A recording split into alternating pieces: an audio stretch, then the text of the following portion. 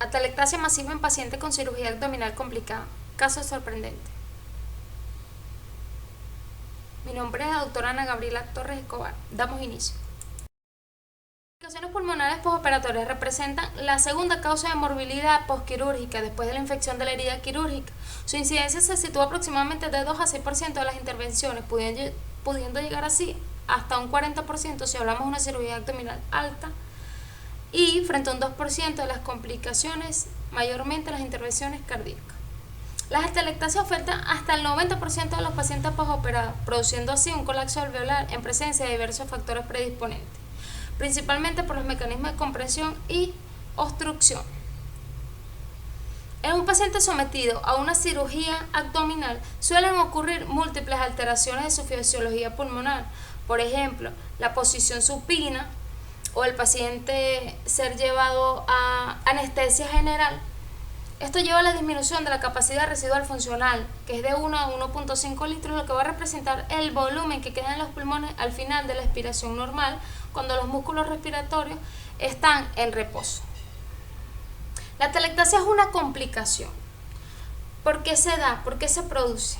Esta es frecuente en el periodo perioperatorio, ya que la anestesia general produce una disminución de la capacidad residual que empeora el colapso de la vía aérea. Por tanto, la aparición de estas atelectasias son relacionadas a altas concentraciones de oxígeno y son un hecho frecuente en los pacientes con estancia hospitalaria prolongada.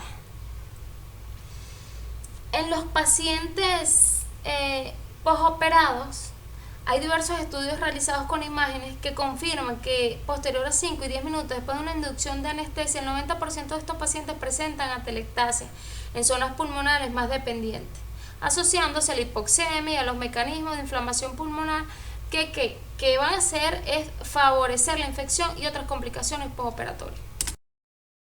Entrando al caso clínico, es un paciente masculino de 26 años de edad, quien presenta antecedentes de lesión ocupante de espacio hepático y litiasis renal izquierda, acude para presentar un mes previo dolor abdominal de aparición insidiosa en región de epigastrio, moderada intensidad, de carácter opresivo, que posterior a 5 días se agrega al cuadro clínico náuseas y émesis incontables, concomitante evacuaciones líquidas en número de 6 con moco y sangre. Por agregarse al cuadro clínico de distensión abdominal, acude al centro hospitalario, donde se diagnostica con peritonitis aguda, punto de partida acceso hepático, drenado a cavidad abdominal y se decide su ingreso.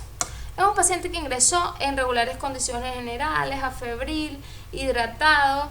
A nivel de tórax estaban las vibraciones vocales presentes, sonora la percusión, con ruidos respiratorios audibles.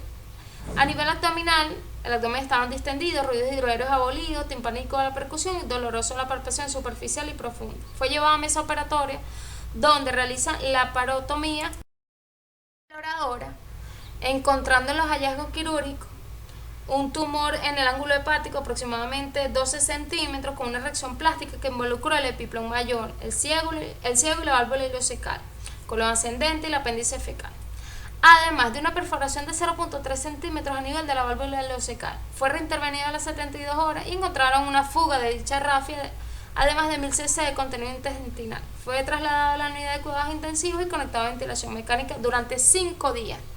¿Qué sucedió posterior a esto? Realiza una radiografía de tórax donde se evidencia normal, sin hallazgo patológico. Posterior a 10 días, dicho paciente presenta cifras de saturación de oxígeno en 86%, aire ambiente, además de disnea en reposo de aparición insidiosa, por lo que realizan una rayos X de tórax. En la misma se evidencia una opacidad densa, homogénea, sin broncograma aéreo, ocupando la totalidad del campo pulmonar derecho, con signos de retracción cardiomediastinal ipsilateral e hiperinsuflación compensatoria. Es evaluado por el servicio de neumonología, los cuales indican fisioterapia de tórax, ejercicio respiratorio con inspirómetro, realizado cada 4 horas, 10 ejercicios por sesión, además de una oxigenoterapia continua con un sistema de alto flujo ventral con una FIO2 de 31% durante 3 días. Por lo que posterior se realiza una radios X de tórax control, evidenciando una franca mejoría. Discusión. Debemos saber que la mayoría de los pacientes que son llevados a intervención quirúrgica bajo la anestesia general desarrollan atelectasias. Estos pacientes aunque estas atelectasias suelen ser limitadas, es importante conocer ese mecanismo de formación de las atelectasias para de esta manera poder lograr poner en práctica las estrategias terapéuticas adecuadas que van a permitir minimizar la producción. Entre estos factores que favorecen las atelectasias está ese efecto de la posición quirúrgica, es decir, la posición supina en la cual se mantiene el paciente durante la anestesia. Esto va a disminuir la capacidad residual del paciente. A su vez, debemos saber que las cirugías con mayores alteraciones fisiológicas pulmonares son esas cirugías torácicas abdominales altas. Las de abdominales abiertas, por otros factores ya descritos anteriormente, esta presenta un alto riesgo de formación de atelectasia intrahospitalaria. En el postoperatorio hay también disminución de la capacidad vital. Esto es asociado con el dolor y la disfunción de los músculos respiratorios. Importante, esto va a entorpecer el reflujo oxígeno, la movilización de las secreciones también, originando de esta manera retención de las mismas, produciendo también obstrucción de la vía aérea por tapones mucosos, que estos suelen provocar básicamente una reabsorción de la atelectasia que se va a expresar clínicamente según que ocupe, si es un lóbulo la totalidad del pulmón, como es nuestro caso. Es de aquí la importancia del manejo del dolor en estos pacientes. Y por supuesto, la preparación operatoria es una de las cosas más importantes que debemos tomar en cuenta en estos pacientes. En cuanto a las conclusiones, debemos saber que las complicaciones pulmonares postoperatorias en dichos pacientes tienen una alta incidencia y un gran impacto sobre la morbimortalidad de estos pacientes, además de generar gastos sanitarios, periodos de estancia prolongadas, además de factores de riesgo para que desencadenan las atelectasias. Entre ellos están la enfermedad pulmonar previa, obesidad, cirugía abdominal alta, torácica, las cirugías cardíacas.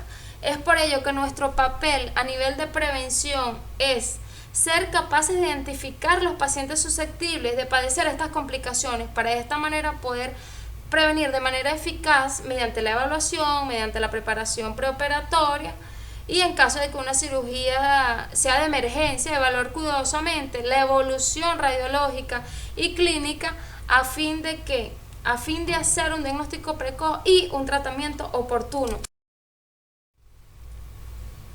Evidenciamos en la figura número 1, esta es la pieza anatómica de exéresis quirúrgica, la cual se tomó en la primera intervención quirúrgica. Imagen cortesía de la doctora D'Angeli Sifonte, residente del segundo año del Servicio de Cirugía General del Hospital Alfredo Van Grick. En esta segunda figura evaluamos una rayos X de tórax en proyección anteroposterior en posición de cúbito. Fue la que se realizó el paciente posterior al ingreso a la unidad de cuidados intensivos sin hallazgos patológicos de importancia. La figura número 3 es esa rayos X que se realizó posterior a 10 días del paciente ser intervenido, donde evidenciamos la opacidad densa homogénea que ocupó la totalidad del pulmón derecho sin broncograma aéreo, con los signos de retracción cardiomediastinal ipsilateral y la hiperinsuflación compensatoria. Acá hicimos el diagnóstico de la atelectasia masiva. Y a la figura 4 evaluamos en este control radiológico posterior a que el paciente recibiera oxigenoterapia con sistema Venturi durante tan solo 3 días, una mejoría evidente en comparación al estudio anterior. Las bibliografías utilizadas para este estudio y por su atención, gracias.